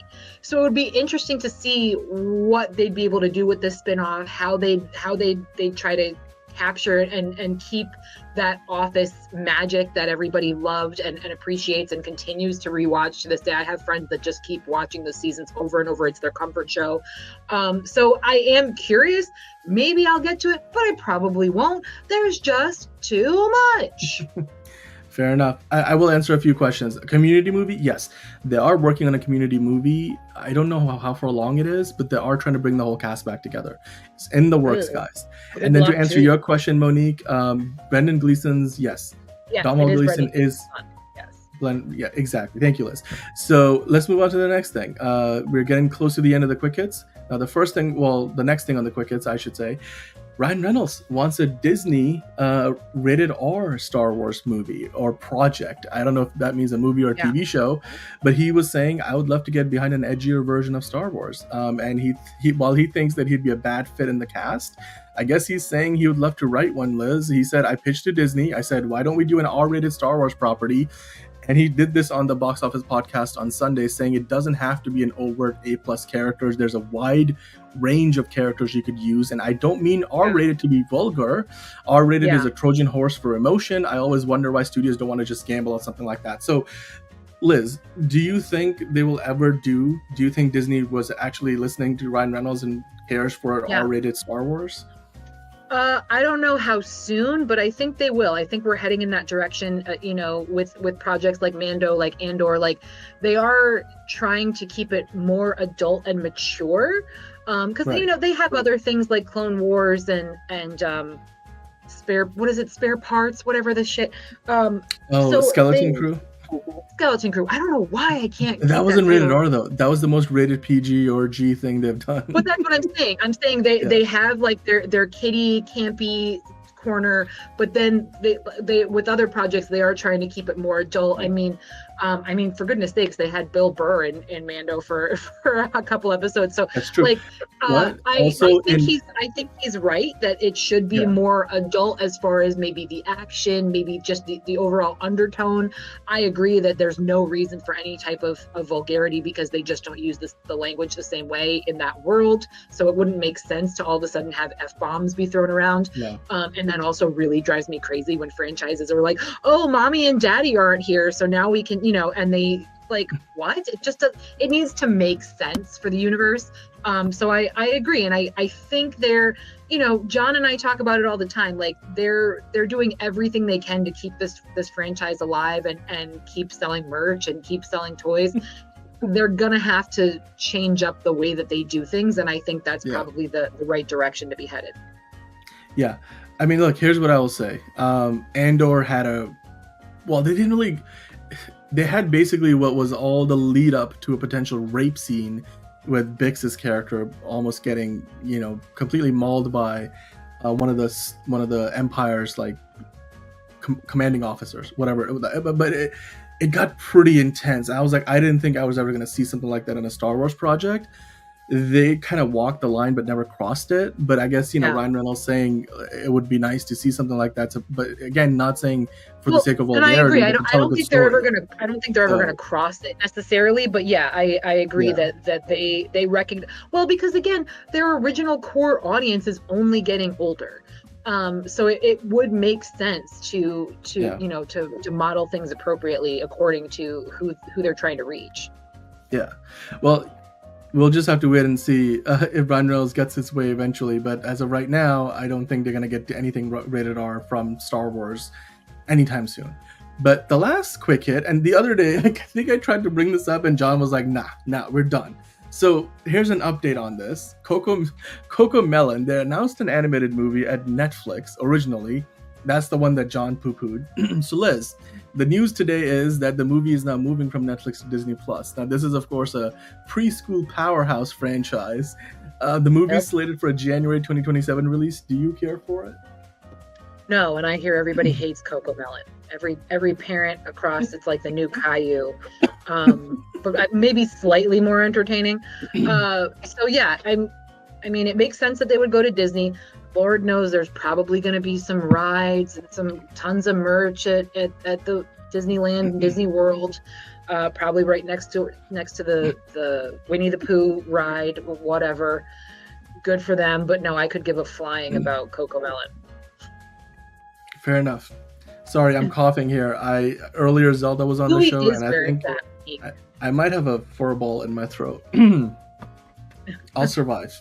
If I disappear on the show at some point, or if I fall over and you just see an empty seat, you know that I'm like trying to cough it up. I'm trying to cough it up. Dude, but CoComelon is really popular. Let's just say that. And you know what? That is the end of the quick hits, guys. And as I was showing you on the graphic earlier, we're moving on to DCU Daily next. So do stick around. We've got lots more to talk about on the show. But we are now bringing a close to the news portion of the show. So let us know in the comments down below, which of the news stories did you guys like the most? Hit that like button, do your big one for us, and hit subscribe if you're new. Hit the notification bell so you know when we go live. And with that, we're going to move on to, of course, the main event. As per always, the main event of the show is DCU Daily. So, guys, welcome on in to another episode of DCU Daily. As always, we've got Superman, we've got Comic-Con stuff, we've got Peacemaker news, we've got some news from the DC Comics world. We're going to get into all of it and so much more. And to do that with me today, I've got Liz. Liz, as I usually ask John the question, I'm going to throw you the same question. Of all the things we have on the rundown today for DCU Daily, which of the topics are you most excited to talk about? Peacemaker dance for season 2. I want to see him shake it. Woo! I can't do it any better than that. I really can't. But we're going to talk about that. We already have a bunch of your comments in the chat, live chat. If you're watching live, I've saved a few. But Jose, in the meantime, asking you, where is John? Is he safe? Is he all right? Liz, why don't you tell the people that he was? That's true. I don't know. I don't know if they would believe us. We have no way to either confirm nor deny that John is safe and sound. He could be in Dan's basement. We don't know. You know what? And I'm in a different location today. I don't know where my basement is. Dan's in a different location when we're all looking around for John. I wonder about that one. Okay. I don't know. I don't know where John is. Needs an out. All I'm going to say is John is on a mission, and that's what I said earlier. That's what Figure Drawing is reiterating. He has chosen to accept. I lost track of my screen here. And yes, John did accept the mission, so now he must complete it. Isn't it like this message will self-destruct? Maybe he's failed at that point. Maybe in 7 days. Yeah, there you go. Then he'll be back. But as you can see on screen and the watcher's talking about, there's a photo that's been going on the internet. And Liz, somebody needs to make this happen. And I feel like the internet is doing a campaign now. A 3D printer is capable of making all of our dreams come true. Please, if you own a 3D printer, I implore you, open an Etsy shop and send one of these to Dan. He'll happily market it. He'll sit there in every episode of this show and just eat Pop-Tarts out of it. He'll eat, what is it? Biscoff cookies. He'll eat Kit Kats out. He'll eat anything out of that bucket, and it'll be a staple right here every single episode. You can't get better marketing than that. Just please, if you own a 3D printer, I beg of you, we can make this happen. This is literally what the internet has been invented for, is for all of us to come together with these wonderful creative ideas and make them a reality. So again, I implore you all, please, if you have access to a 3D printer, I beg of you, I can get you Dan's address. Please ship it along. I mean, John and I would love to have one as well, but we're not going to be selfish. We're not going to be greedy. It's really about fulfilling Dan's one true desire. Yes, yeah, absolutely. Please send it to me. I would appreciate it. I'm going to dig in deep and find the popcorn that I need. But also to answer your question, who was asking this question? Let's see. Yeah, be positive. The yellow belt is to hold in all the bulge. That's what the belt is there for. Of course, like you should know this. Like, duh, that's really what it is. But just a disclaimer, for the record, this is not a real thing. Just gonna put that out there. But it should be, is my point. It should be. It real. It could be. Can you be the one to make it happen? That's the question. Now you're all on a mission. Please accept. Dude, I need to see the Karate Kid one. We're gonna talk about that tomorrow. I'll find that one. Dude, that's so badass. Karate chopping it. I want that shit. Like, it's interactive. Okay, if it's interactive, like, give it to me. Give it to me right now. Noel is already jumping the gun again. Hey, Noel, we're getting to this Comic-Con stuff. Wow, patience is a virtue. Oh my goodness. We like to start off with some quick hits for DC, as it were, because we have a couple. We don't want you running off right in the beginning of the show. Yeah. My God. Come on now. Well, we need the views, works, the delicious views.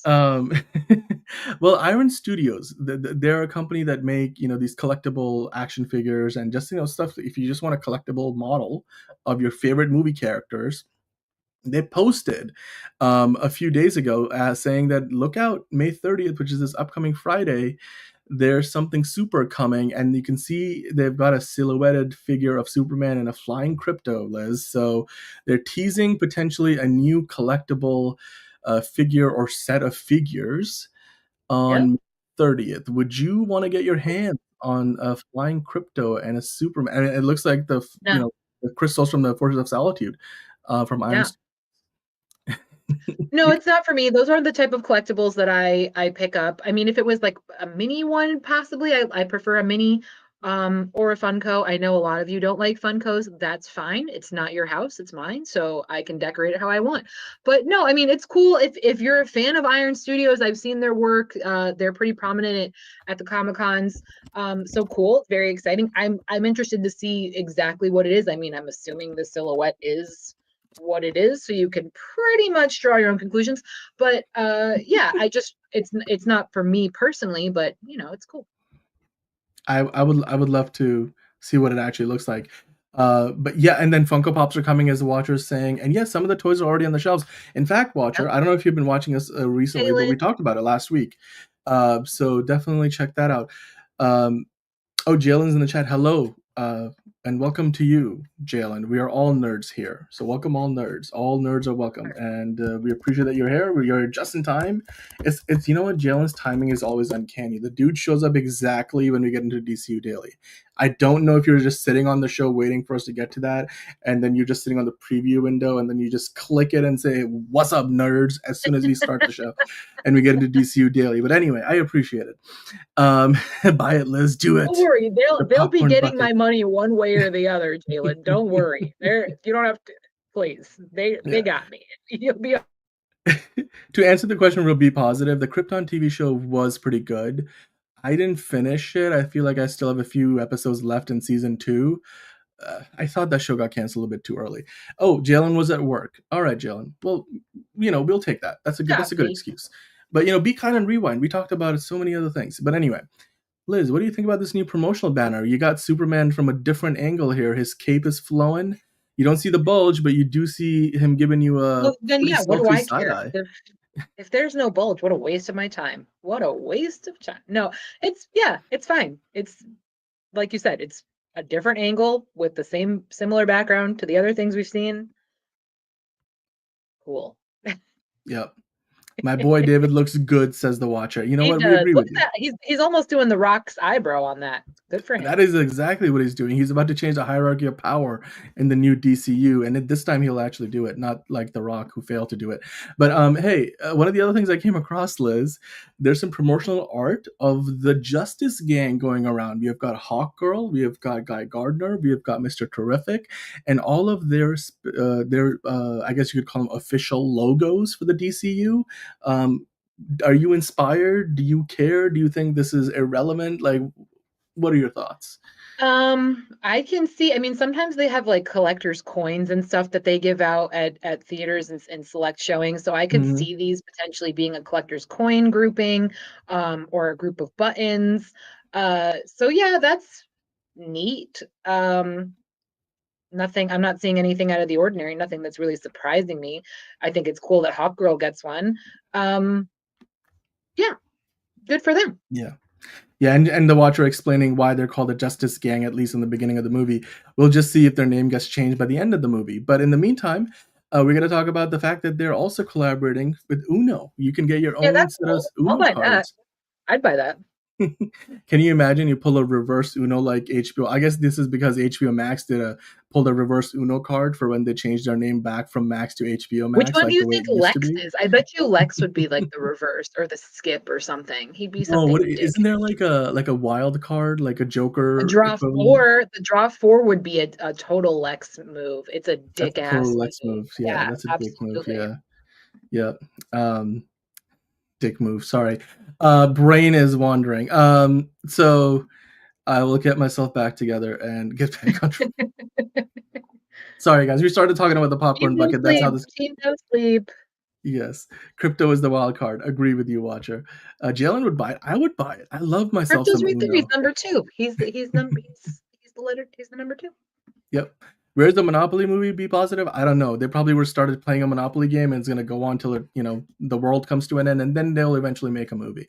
But on a slightly more somber note, Liz, before we get into this Comic-Con stuff, we got to talk about this because John sent this our way while he's away on a mission. And, he came across this, as you can see, it looks like it's off Facebook.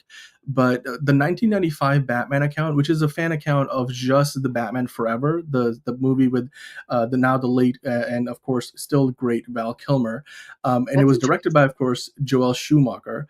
They had this, like, it's technically unofficial because it's not sanctioned by Warner Brothers, but it's like a work print, they call it, of the Schumacher cut, basically of Batman Forever, and they were set to do a screening of it in LA, but apparently what happened is Warner Brothers sent a cease and desist letter with the theater, which really they just couldn't fight it, so they ultimately had to cancel it. And of course, as you can imagine, like, the owner of this account, 1995 Batman, as well as everybody else who I imagine either bought tickets to or bought merchandise or maybe even booked travel to go see this, because it wasn't like they were going to, take this around the country. It was only going to be in LA. All these people must be gutted that they were, going to take part in this screening, get to see a version of the movie that is supposedly a lot better than the one we ultimately got. So, Liz, what are your thoughts on this? The screening got canceled. I know John wasn't happy, but do you care for it? I mean, I have no interest whatsoever, and this is the first I'm hearing about it. But yeah, it's a bummer for fans, and it's a real shame that corporate entities have to come in and poo-poo on our fun. But I mean, I'm sure there's some copyright stuff involved and all kinds of other BS down the line. But yeah, it's just a bummer. It's a shame. Here's what I'll say about the Schumacher cut screening that got canceled. I think Warner Brothers is within their rights to send a cease and desist because it's officially their property. They paid for it. It's their trademark. It's their copyright. It's their IP. So they're in the right in doing that. I think they could have gone in on this earlier and then supported it from a perspective where they could vet the whole process. They could make sure there was nothing here that if they need to, that they weren't comfortable putting their stamp of approval on, because I bet you they didn't care for, like, their PR team was like, we're not gonna go in and figure out all the itty bitty details of this late and then work out an agreement for revenue sharing with the theater for all the money they're making off of this late in the game. But at the same time, I also think it might be a policy thing. Like, they're trying to focus on the new Superman movie, and they don't want to do these alternate cuts of previous movies just yet. James Gunn has said he may yet be open to the idea of the air cut of the Suicide Squad movie, but I don't think he cares about any of that right now while he's trying to launch and get this new DCU, this new cinematic universe off the ground. Yeah, so, let's focus on one project at a time. Let Tom Cruise worry about projects from 30 years ago. James Gunn is trying to bring us into the new era. Yeah. I mean, hopefully Kevin Smith is, like the Watcher is saying, hopefully he's still working on doing this, because he's already screened a cut before. And if Kevin Smith can get approval, because he's got a good relationship with DC and Warner Brothers, so, maybe we'll get to see it still. And yeah, he did show it in his theater in New Jersey a couple of times, Late Easy. That's a good shout. I'm actually in New Jersey right now. I'm not going to give over the address, but I am. That's all I'll say about that. All right. John. I don't know what basement. Live on camera. Dan is in New Jersey. He's in New Jersey, May 26th at 11. I don't know where John is. We've got proof. He's. Who knows? Maybe I could be lying. I mean, you can't tell. Like, I don't know what. Is there any landmarks around me? I don't know. Is the Jersey Shore out that window? Maybe it is. Maybe it's not. You could be pulling a Mission Impossible right now, gang. Yeah, Mission Impossible. Right. I'm on a mission, just like John. Don't come for me, Hugo. If you come for me, then I'll come for you, and then we will be in a fight or a tussle or whatever you want to call it. I don't know what they call it right in now. Jersey. I have no part of any of this. I'm asking the hard-hitting questions. I want to know, where's our boy? Don't come for me. No more movie cuts. Okay. All right. Moving on to the next thing. We got to get this thing out. We got to get back on track here, right? So, that's the wrong graphic. Let's talk about San Diego Comic-Con, shall we? Because you guys have been asking for it. Noel! And yes, Noel, it's finally time. I mean, I've saved your comments, so don't you worry. I'm going to get to them. So it's getting more annoying than fun. Yeah, Jalen, I will agree with you about all of the alternate cuts, Schumacher cut, AR cut, like, let's just focus on what's in front of us. And that is, of course, Superman. We've got Supergirl on the way. We've got Peacemaker on the way. And to talk about all of that and so much more, it looks like James Gunn and company are gonna officially be at San Diego Comic-Con this year, because there was this huge Entertainment Weekly article that came out this weekend. And in that article, they interviewed multiple people, including James Gunn, and he was talking about, and I think John Cena as well, because the article primarily was about Peacemaker. And so we're going to kind of dive into all the different aspects of this. There's multiple different points here that we want to discuss, including Michael Rooker, who's going to be in the new season of Peacemaker. But of course, they did confirm that San Diego Comic-Con this year, DC Studios will have a presence there. They will be attending. So we know now that is confirmed. And, I know you guys are happy about this. And I do want to bring in a couple of your concerns. But before we do, and, you have some fan theories already. Liz, are you excited that DC Studios will be attending Comic-Con this year? Because we know Marvel will be, but it looks like DC, they didn't have a presence last year. They're going to be there this year. Yeah, I mean, it's cool for them. It's cool for the fans. Again, I've never been to San Diego. I have no desire to go to San Diego because it is just a circus. But it's nice that they're going to be back. They haven't been there in a while. So I know fans are really, really pumped. I can only imagine the guest stars that they're going to have, the people that are going to be appearing, the surprise guests. So it's great for the fan base out there. Good for them. Yeah. The Watcher also saying there's a rumor that they might announce a Wonder Woman film. And we did talk about that before, Watcher. You did bring it up. I mean, that's a rumor. We'll just have to wait and see if it actually turns out to be true. If it does turn out to be true, then, I mean, I imagine they'll also announce whoever they've cast as our new Wonder Woman, which would be huge. That would be like, one of the biggest things that happens at Comic-Con this year if they do announce that. As far as a new slate for the DCU, I think James Gunn is not into the idea of putting up those whole timeline graphics with like the parade of logos, but he is likely to do a Q&A session at whatever presentation they do, because it looks like John Cena and James Gunn are going to be promoting Peacemaker hard, because Superman will already be in theaters by the time we get to Comic-Con, but Peacemaker would still be a couple of weeks away. So they're going to do Comic-Con in San Diego. They're going to go to CCXP in Brazil. So as part of that, I imagine, like he did at the New York Comic-Con a year ago, which I think, Liz, you were there, although you weren't at the James Gunn panel, but you did attend New York Comic-Con. I imagine that we're going to get some, like we did at the New York Comic-Con, James Gunn is going to give us some insights into all the projects, whether he says they're all blessed from the start or gives us, any other insight, as it were. We might also get like Jennifer Holland there. The rest of the cast also might be there. And if they do announce Wonder Woman, I mean, I know you guys have like fan castings. We, in fact, are doing a new fan casting for Wonder Woman soon. So you do stay tuned for that. And then Monique asking, is there a Comic-Con in the last 20 years that Warner Bros. DC were not there last year? I mean, technically they were, because they did like Superman and Lois because it was the final season, but I don't think they were there in the sense that, because like James Gunn was busy filming Superman. So, but anywho, let's kind of dive into a little bit more about this news that we got from the Entertainment Weekly article. And one of the things, Liz, you mentioned, this is like your favorite thing to talk about today. John Cena in the article mentioned that the new dance intro for Peacemaker Season 2 will be revealed at this new, panel they'll have at Comic-Con this year in San Diego.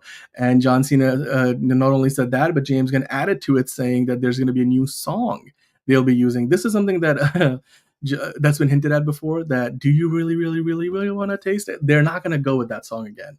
They're changing it up. That though, that kind of, because I actually do really dig that stupid song, and I like to now, like for me now, I just associate Peacemaker with it. So it'll be interesting to see what we get. I mean, I hope it's something just as out there and bananas and great. But I'm like, listen, however you feel about John Cena as a human being, as an actor, I don't care. Like, he could be the worst actor in the world, but he still puts in maximum effort, and I just really appreciate him, and I really appreciate that he goes all out and that he's willing to do whatever makes sense for the role that he's in, and he gets James's vision, and he's all for it, he's all in. So I'm really looking forward to it. I think he's a guy that just, he doesn't take himself too seriously, and I think this is going to be awesome. I can't wait. Yeah, you know what I'm willing to bet? I'm willing to bet they're going to bring the cast out. They're going to give us the reveal of the song, and then the lights will go out, and then we'll get like stage lights, and then John Cena is going to come out doing the thing with whatever song it is, and then you're going to see obviously Jennifer Holland, you're going to see all the other actors, Stevie G, like everybody's going to get in on the action. We're going to get a live performance of the new Peacemaker intro, and then maybe James Gunn gets involved in it, and then he's part of it too somehow. I'm like, that's my prediction. Take that to the bank. I think not only they're going to reveal it for us, they're not going to just show us a video. They're going to give us a live, gosh darn performance of John Cena and the whole cast performing the new intro for us on stage. And that will be epic. That will be epic. So I can't wait for that. But yeah, Liz, this will be awesome. That is, I mean, do you think that am I on the right track here? Like, do you think that's what they're going to do? Because I'm willing to bet that's, because like, why not? Like, just go all out. And James Gunn and John Cena John Cena comes out dressed as this at every red carpet event anyway. Just let him and he probably remembers the dance choreography. Just let him do whatever he wants to do. We'll see. I don't know if they'll do a full, dance production, but they're at least, I guarantee you they're going to reveal the opening credits. They might show the very first episode of season 2. That's what they do typically at Comic-Cons. So, again, I'm pumped for the fans out there. It's been a while, and again, especially having DC back, so it'll be fun regardless. Yeah. I mean, Jalen's saying that would be awesome. As far as other things they might be talking about and announcing, I bet you we will get more of the Peacemaker cast there. I don't think, like I said, James Gunn is probably not gonna give us a whole slate of everything that's to come, because we know we have Supergirl happening. So Supergirl might have its own panel, but I don't know if they're gonna do one of those things where they bring out the new. I don't think they're trying to do the Marvel thing. I really don't think that's the case.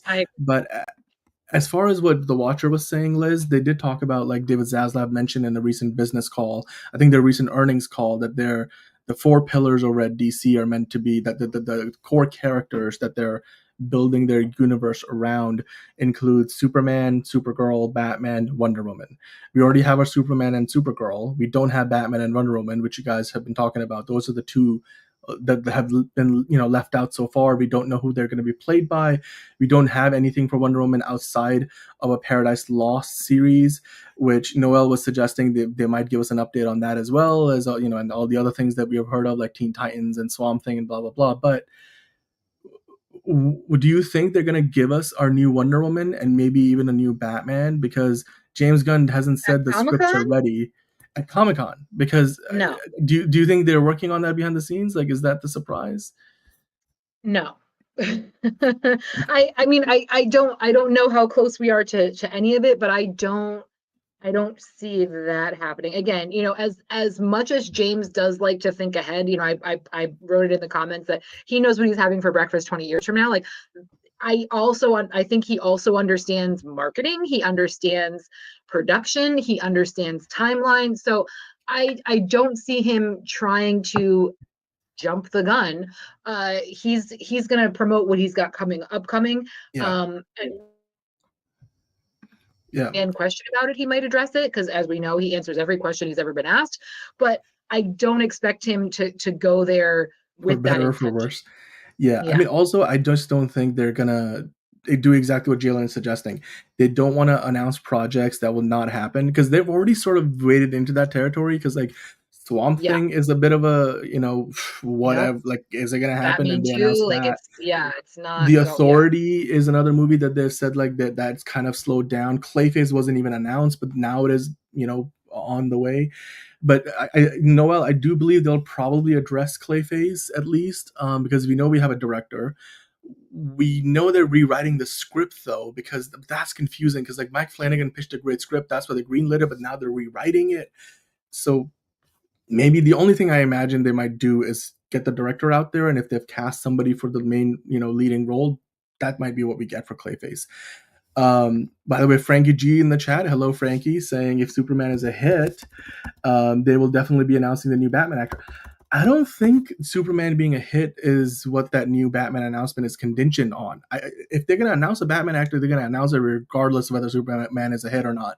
And I just still don't think we're going to get that unless the script is done by then. If in case the script is done and then Andy Muschietti is actually out there casting for the role, and they get maybe they've done that work already, which based on everything Andy Muschietti says publicly is still a long ways off. I don't think. Let's just make sure we're not setting our expectations so high that we get disappointed when we go in and come out of that weekend at San Diego Comic-Con. I think right now, jump the gun, you guys. Yeah. Like, here's the thing. I mean, the Watcher talking about Green Arrow and stuff, like being in the show, because we'll talk about that. We're gonna get into the other comments from the Peacemaker article, but I just want to point this out. Based on all evidence of all the events that James Gunn has been a part of, like I do think he at New York Comic-Con when he was there with the cast of Creature Commandos, they only talked about Creature Commandos, and then he did a Q&A session that lasted all of like 10 minutes. And most of what he said was anecdotal or like very small updates, but still significant updates. But it wasn't like they came out and said, look at the timeline, look at the 10 movie logos. Like, they're not doing that. They haven't done that yet. They've had 3 or 4 opportunities. Remember, James Gunn didn't get hired last year. It's been a couple of years now. So like he's had chances. And then, they've been doing these press events where they only invite the journalists. They haven't done like these DC fandom things anymore. So I just for all I know, they're going to do all of those things you guys are talking about. I just don't want to get my hopes up and then walk away disappointed. So all I'm going to expect as of right now, James Gunn and John Cena and the cast of Peacemaker. They talk about Peacemaker, they do a Q&A session, we get some updates about other projects. Then I would imagine they might do a separate panel with Supergirl, and then whatever the director and the crew and the cast of that movie want to talk about, they'll do that. I just don't think they're going to, do everything that the Marvel way. So far, they've gone out of their way to do everything anti-Marvel and stand apart for multiple reasons, because James Gunn doesn't seem to agree with the Marvel philosophy of situations that end up with like Blade, which, let's be honest, like that's like the only movie Marvel hasn't delivered on. So it's not like that's like a pattern of behavior over at Marvel. But I understand his concerns. But I digress, Liz. Let's talk about Peacemaker proper, because that's what we're here to talk about, because that's what the article was talking about. And one of the things in the article that James Gunn mentioned was that Peacemaker Season 2 is, quote unquote, from James Gunn, very much connected to Superman, and it's very much connected to what comes after. And then he also hints that in the new season, we're going to get a bunch of other characters from other parts of the DCU and from Superman. And before we get to the cameo talk, because he teases a big cameo, I just want to ask you, like, which Superman characters, which other DCU characters do you think he's talking about potentially being part of this new season of Peacemaker? I don't know things, Dan. I don't know. Like, I don't know. It would be interesting. Do you think like Lex Luthor is going to be in there? Like following along the lines of what people are saying, Yeah. It would be interesting if they did introduce possibly a new Wonder Woman for that universe, or again a new Batman, as we're saying. So those kinds of things. The big major players. If there are they going to try and create a new Justice League? Are they going to, you know what I mean? So yeah, the possibilities are endless, especially considering all of the characters that are already going to be in the Superman film. And then again, the fact that now James is saying we're gonna kind of connect it with Superman, which is also kind of weird to me as well, because if you remember at the end of season 1 of Peacemaker, they had the old Justice League a part of it. So are they going to try and keep the old Justice League and just swap out the Supermans? That's all very interesting to me as well. Are they going to go multiverse with it to make it that make sense, to make, you know what I mean? So I have a lot of answers or suggestions at this point, so yeah. I mean, here's what I'll say. I probably can see, well, we already know from the teaser trailer for Peacemaker, we're going to see Maxwell Lord, played by Sean Gunn, and we're going to see Guy Gardner. We're going to see Hawkgirl. So I want to bet that on the same path, we're probably going to see Mr. Terrific at some point, because he's the only other member of the Justice Gang. And then there's probably going to, maybe Lex Luthor makes a cameo. Or we might get another one of the super characters from maybe we get a Lois Lane cameo. Maybe somebody from the Daily Planet shows up. I highly doubt that we're gonna get Superman proper, but then again, I mean, don't say never say never, because it's James Gunn. He's directed both things. He's obviously he's the head of the studio, so he could potentially bring in David Cornsweet, maybe even as just Clark Kent. But they will, I think, they will retcon the whole Justice League cameo from the last season. That one James Gunn has confirmed. By the way, hello, John, in the chat. Nico is also here. But Dan and Liz, Jalen is asking, do we get a Peacemaker Season 3, assuming this season is a massive success? Liz, what do you think? Do you think they're going to greenlight a third season? As long as John still wants to be a part of it, as long as James still has, creative ideas as to where to take the characters and the storyline, absolutely, why not? And again, now that he's hinting that he's incorporating Superman into Peacemaker Season 2, I can only see them continuing on with the show. Yeah, I would agree with you. I mean, it's a James Gunn thing. Like, he's the man making the decision. He's the man directing the show. If the show is popular, he's going to do another season. Like, I don't think, unless he thinks the story is done, like, there's nothing more to be told for Peacemaker, for John Smith, like, or Chris Smith, is it? Unless the character he thinks has gone to the end of its road, I think they will do another. But yeah, I mean, most likely the JLI is who we have as the first league team, but Superman will eventually be in the main Justice League roster. Okay, yes, the Watcher. I know what you're saying, and I think we will get maybe all 3 of the members of the Justice Gang in Peacemaker. But beyond that, maybe we'll get a couple other things. Maybe we'll get a couple other characters from the movie. Maybe we'll get like Jimmy Olsen, Superman's sidekick. Maybe he will be there. Could it be a Lantern? Unlikely, but I think you might be referencing to the big cameo. So let's get into that, shall we? James Gunn said that there might even be a really big cameo near the end of the show, Liz. So do you think, like the chat is asking us, that we might get a Green Arrow or a Green Lantern? Maybe the big cameo could be somebody like a Lex Luthor, or do you think they might give us Superman? Yeah, if he's already saying it's going to somehow connect to Superman, that's what I'm thinking, that it could be Lex, it could be David himself, it could be Superman.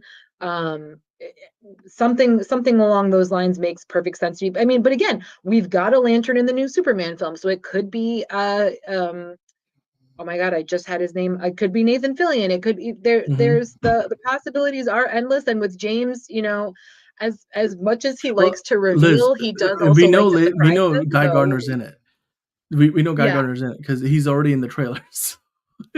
Oh, For no, Peacemaker. He's in it. I'm saying, no, I Yes, know that, but exactly. I'm saying as far as in Peacemaker, yeah. Right, So exactly. that's what I'm talking about. So Yeah. yeah, we'll see. Again, James, as much as James reveals, he does still like to surprise us, like to keep us engaged, like to keep us excited. So you never know with our dude. Yeah. Yeah. Be Positive asking why the name Also Curious, Alice in Wonderland.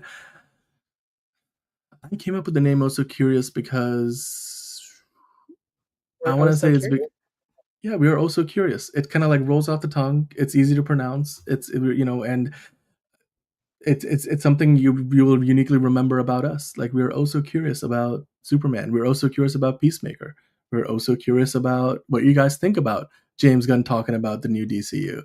Do you think Bloodsport and Ratcatcher 2 will make? You know what, Liz? Because they were in the Suicide Squad. That's when we got John Cena as Peacemaker for the first time. And we know that Bloodsport said that he shot Superman with the kryptonite bullet. And James Gunn has said he's going to bring potentially other characters and actors from the DCEU into the new cinematic universe. Do you think Idris Elba makes a cameo as Bloodsport in the show? I mean, it's possible. We were talking the other day about Boomerang possibly coming back, so we could have something like that. To me, though, that's not like a huge surprise. That's not a huge cameo, so I wouldn't put my money on that one necessarily. But again, because we talked about it, it's just names that could be added to the list. You never know. We'll definitely. I'm gonna watch it regardless, so we'll see what happens. Yeah. Yeah, I mean, I've seen on the internet people speculating that, it could be somebody like Supergirl, like Elite Easy is suggesting. It could be just about anybody, like Hugo Millie was saying. I would imagine that it could also be maybe Booster Gold. It could be somebody from the Titans movie that is still being written, depending on how far along that is. Bloodsport does make sense, like Enterprising was saying, because, again, that character has already met this version of Peacemaker. And so they would know each other. So like to run into that would be like catching up with somebody that you went on this mission with on this island that and Ratcatcher 2 as well, because they were like the only surviving members of the whole Suicide Squad movie. So yeah, it could be. It could be King Shark, because we know King Shark is in Creature Commandos. So maybe we get the live action King Shark as well. That's all possible. It could be Clayface. We're trying to go into the Clayface movie. Like absolutely. I mean, Liz, like Hugo Millie, or was it? Hugo Millie was saying it's literally could be anybody right now. Yeah. James Gunn purposefully giving us like another little like fun little piece of information dangling in front of us that's going to lead us to have all these massive theories, and then for all we know, we may be completely off the mark. But that's what James Gunn does. That's what he does. I mean, I love these images though in the new show. It looks like they're only releasing shots from like the same drinking scene, where obviously they're having fun. That's fine. But Liz, this is the image that I wanted to talk about for a second. Michael Rooker playing this new character in the show. I'm forgetting what the name of the character is. You guys let us know in the chat. Look at that gun, first of all. What the heck? That thing is freaking huge. That's like a bazooka gun. That would just rip his arm off. Yeah. Yeah. Not dislocate his shoulder. His arm would just drop to the ground with that. But Liz, you have met Michael Rooker in the flesh. A couple of times. Yeah, I have. Are you excited that he's going to be a part of this new show? Or part of the new season of Peacemaker? When anyone invites him to do anything, he is a wonderful, sweet, dear man. And he, again, same thing like with John Cena, same thing like with Tom Cruise. He puts his all into it. He doesn't join a project that he doesn't feel connected to, that he doesn't really like and enjoy and want to be a part of. So yeah, anytime Michael Rooker makes an appearance, I'm a happy lady. So good for him. Yeah. I love Michael Rooker. I'm Mary Poppins, y'all. Probably one of the best MCU moments of all time. And I just love the fact that the man is still getting work, and he said it multiple times. If James Gunn calls, he always picks up, he always answers, and he always 100%. Says yes. And James Gunn has always done right by him. So I look forward to more of this. I mean, we don't know how much longer he's got. His health is not the greatest. He is up there in age, but the fact that he is still making appearances, he's still showing up in things. It's a wonderful thing. Bless this man. Yeah, absolutely. In fact, we did get a little bit of insight on this because like there was an article in Collider talking about it. We're getting Michael Rooker coming back, into this new universe because he did play a character in the Suicide Squad that James Gunn did. But the character he's playing in this new season of Peacemaker is going to be something completely different. So I think he's meant to be like savant. He's like some magical character. Somebody again, let us know in the comments what you know about the character. If you know like the name of the character, because like we're still spiritual, like a shaman or something. Yeah, like like in the trailer, he's sitting with like all these energy fields around him. But I mean, I just love that like we're getting Michael Rooker doing his thing. Like that's I love it. I guarantee you I'm going to see a bunch of those giant guns at Comic-Con now. Everybody's going to come in with their PVC pipe painted and made. And oh, please, that thing's ridiculous. Oh my God, good for them. Oh, Savant was the character he played already. Okay, sorry, LED. Yeah, he did get blown to high hell. That's true. I remember that. But yeah, he's playing like some kind of shaman-like character. And John's saying it's Red Scent Wild. Okay. All right, so I'll go with that. Okay, so the Watcher confirming that is his name, Red Scent Wild. That's a pretty fantastic name, and you put that hat on top of that, the gun, Liz, you're on point. I think this is gonna be amazing. Thanks, guys. John and the Watcher confirming that for us. I can't wait for John or Red Scent Wild. I was gonna say John Scent Wild, Red Scent Wild. Michael Rooker is iconic in every role that he takes on, and I bet you this is gonna be the same. And I think that's it. That's all we have for today, guys. DC Studios coming to San Diego Comic-Con. James Gunn promising an iconic cameo towards the end of Peacemaker Season 2, saying it's very connected to Superman, is going to have a lot to do with what happens in Superman, and then it's going to also tell us what's going to happen after Superman. Of course, we know Supergirl comes out, or sorry, what happens after Peacemaker, because it's Superman, Peacemaker, then Supergirl, or potentially Lanterns, because Lanterns might come out before Supergirl, so who knows?